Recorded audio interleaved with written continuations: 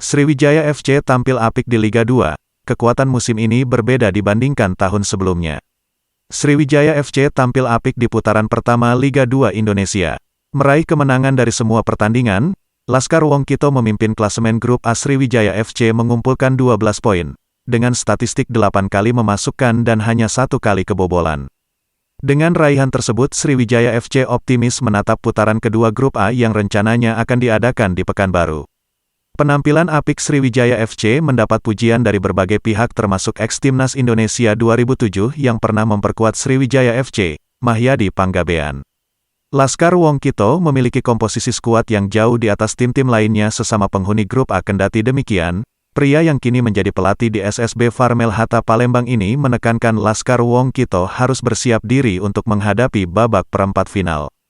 Menurutnya peta persaingan tim-tim Liga 2 di babak perempat final akan sangat berbeda dibandingkan pada babak penyisihan grup. Selain itu, dirinya juga berharap para punggawa Sriwijaya FC saat ini tidak terlena dengan hasil yang mereka raih, karena masih ada pertandingan putaran kedua.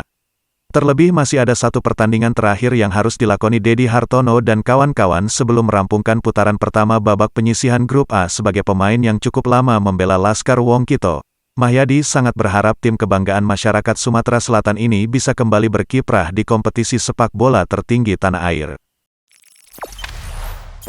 Jangan lupa subscribe, share, komen, dan like ya!